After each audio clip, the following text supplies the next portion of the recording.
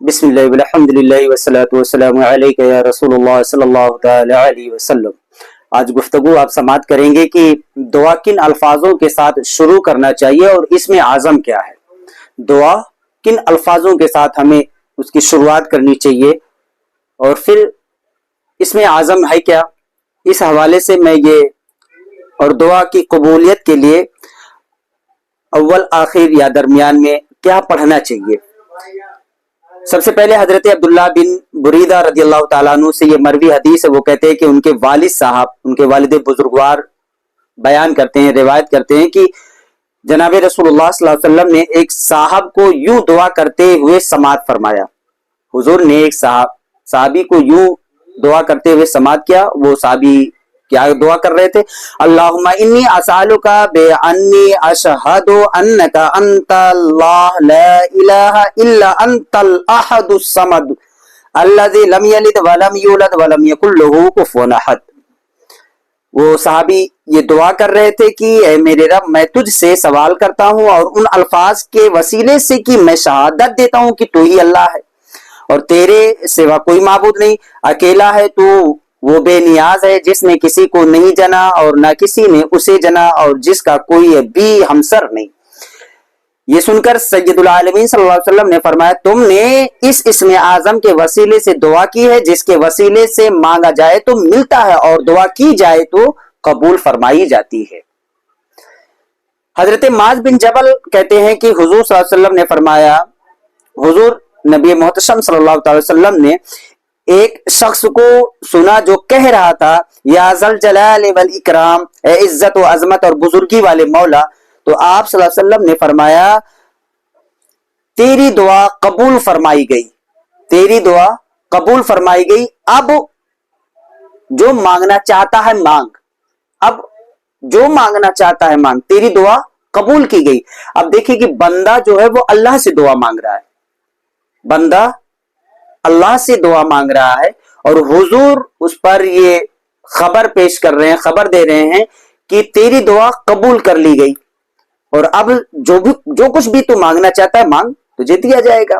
پتہ چلا کہ حضور صلی اللہ تعالی وسلم کو علم غیب کا علم ہے، تبھی تو وہ غیب دعا قبول ہوئی کہ نہیں ہوئی کسی کو خبر نہیں، لیکن نبی اسے جانتے ہیں کہ کون سا لفظ اللہ کی بارگاہ میں اب یہ قبول ہوا یا پھر قبول نہیں کیا گیا۔ حضرت ابو امامہ رضی اللہ تعالیٰ عنہ سے روایت ہے، فرماتے ہیں کہ رسول اللہ صلی اللہ علیہ وسلم نے فرمایا کہ اللہ تعالیٰ ایک فرشتہ ہے جو اس شخص کے ساتھ مقرر فرمایا گیا، یعنی اللہ تعالیٰ کا ایک فرشتہ ہے جو اس شخص کے ساتھ مقرر فرما دیا جاتا ہے جو یہ کہتا ہے کہ یا ارحم الراحمین، یا ارحم الراحمین، اے سب سے بڑھ کر رحم فرمانے والے۔ جو شخص یہ الفاظ 3 مرتبہ کہے، 3 مرتبہ یہ الفاظ کہے تو فرشتہ کہتا ہے ان ارحم الراحمین قد اقبل علیک فصل، بے شک ارحم الراحمین نے تیری جانب اپنی رحمت کے ساتھ، ارحم الراحمین نے اپنی رحمت کے ساتھ تیری جانب توجہ فرمایا ہے، مانگ لے جو چاہتا ہے، مانگ لے جو چاہتا ہے۔ اور حضرت انس بن مالک کہتے ہیں کہ حضور صلی اللہ تعالی علیہ وسلم ابو عیاش زید بن سامت زرقی رضی اللہ تعالی عنہ کے پاس سے گزرے جب وہ نماز پڑھ کر یہ دعا کر رہے تھے، نماز پڑھ کر یہ دعا کر رہے تھے۔ یاد رکھیں کہ بعد فرض نماز یا بعد تکمیل نماز دعا کا ثبوت حدیث سے ملتا ہے، بعض اہل حدیث اس کا انکار کرتے ہیں اور اس پر اپنی عقلیں لگاتے ہیں۔ میں یہ حدیث پیش کرتا ہوں کہ وہ یہ دعا کر رہے تھے بعد نماز، کیا کر رہے تھے؟ اللہم انی اسألک بأن لک الحمد لا الہ الا انت یا حنان یا منان یا بدیع السماوات والارض یا ذل جلال والاکرام۔ حضرت ابو عیاس زید بن سامت زرقی رضی اللہ تعالیٰ عنہ یہ دعا کر رہے تھے کہ اے میرے پالنے والے، میں تیری بارگاہ میں ان الفاظ کے وسیلے سے سوال کرتا ہوں کہ صرف تیرے لیے ہی حمد ہے اور تیرے سوا کوئی بھی عبادت کے لائق نہیں ہے، اے نافرمانوں پر بھی نظر عنایت فرمانے والے، اے بن مانگے دینے والے، اے آسمان و زمین کو بغیر نمونہ کی تخلیق فرمانے والے، اے عزت و بزرگی کے مالک۔ اس پر رسول اللہ صلی اللہ علیہ وسلم نے ارشاد فرمایا لقد سألت اللہ باسمہ الأعظم الذی اذا دعی به اجاب واذا سئل به اعطى۔ اب تم نے اللہ کے اس اسم اعظم کے وسیلے سے سوال کیا ہے کہ جب اس کے وسیلے سے دعا کی جائے تو اللہ قبول فرماتا ہے اور جب کچھ مانگا جائے تو عطا فرماتا ہے۔ سبحان اللہ۔ آپ یہ دعا یاد کریں اور اس دعا کو اپنی دعاؤں میں شامل کریں کہ اللہم انی اسألک بانک لک الحمد لا الہ الا انت یا حنان یا حنان یا منان یا بدیع السماوات والارض یا والجلال والاکرام۔ خیر، حضرت امیر معاویہ رضی اللہ تعالیٰ عنہ، اب اس نام سے تو بہت سارے لوگوں کو تو بڑی آج کے دور میں چڑیں پیدا ہو گئی ہیں، جلن اور حسد پیدا ہو گیا، یہ اپنے اپنے نصیبے کی بات ہے، کس کے حصے میں کیا آتا ہے۔ حضرت امیر معاویہ بن ابی سفیان رضی اللہ تعالیٰ عنہما سے روایت ہے، فرماتے ہیں کہ میں نے رسول اللہ صلی اللہ علیہ وسلم کو یہ ارشاد فرماتے ہوئے سنا جو بندہ ان 5 کلمات کے ساتھ دعا کرے وہ جو چیز بھی اللہ سے مانگے گا اللہ اسے عطا فرمائے گا۔ وہ 5 کلمات کیا ہیں؟ لا الہ الا اللہ واللہ اکبر، لا الہ الا اللہ وحدہ لا شریک لہ، لہ الملک ولہ الحمد وہو علی کل شیء قدیر، لا الہ الا اللہ ولا حول ولا قوت الا باللہ۔ ان 5 کلماتوں کے ساتھ اب جو بھی دعا مانگے گا اللہ تعالیٰ اسے اس کی دعا کو قبول فرمائے گا۔ اور حضرت اسماء بن یزید رضی اللہ تعالیٰ عنہا سے روایت ہے، کہتی ہیں کہ نبی اعظم صلی اللہ علیہ وسلم نے فرمایا اللہ تعالیٰ کا اسم اعظم ان 2 آیتوں میں ہے، اللہ تعالیٰ کا اسم اعظم ان 2 آیتوں میں ہے۔ کون سی آیتیں ہیں؟ وَإِلَٰهُكُمْ إِلَٰهٌ وَاحِدٌ لَا إِلَٰهَ إِلَّا هُوَ الرَّحْمَٰنُ الرَّحِيمُ، اور تمہارا معبود ایک ہی معبود ہے، اس کے سوا کوئی معبود نہیں، وہی بڑی رحمت والا بڑا مہربان ہے۔ اور اللہ لا الہ الا هو الحی القیوم، اللہ ہے جس کے سوا کوئی معبود نہیں اور جو خود ہمیشہ زندہ اوروں کو قائم رکھنے والا ہے۔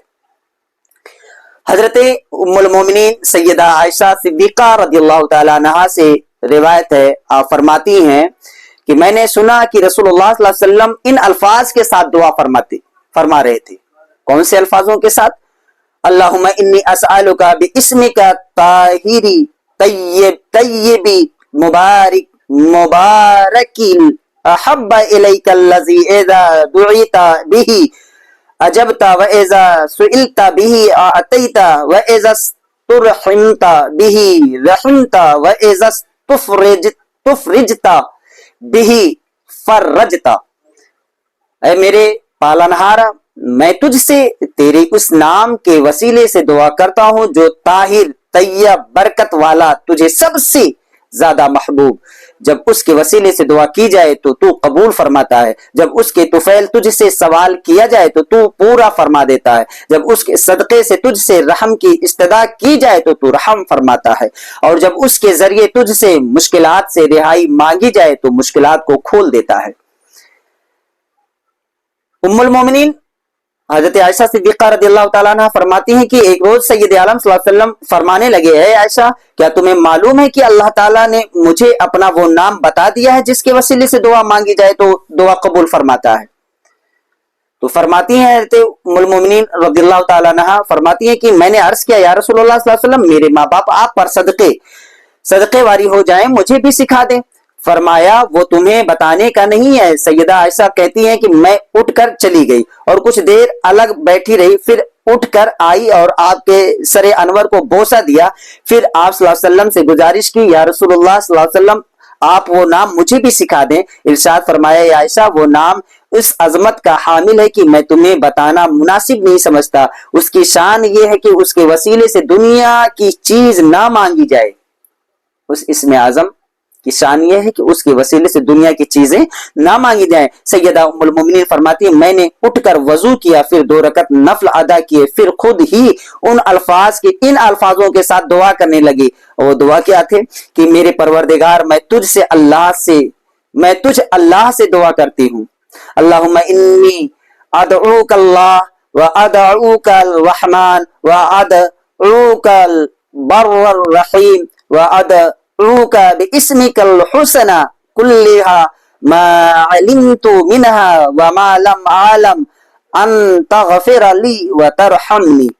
कहती हैं कि दुआ करती हूँ, तुझ रहमान से दुआ करती हूँ, मैं तुझ एहसान फरमाने वाले से रहीम से दुआ गो हूँ, मैं तेरे तमाम खूबसूरत नामों के वसीले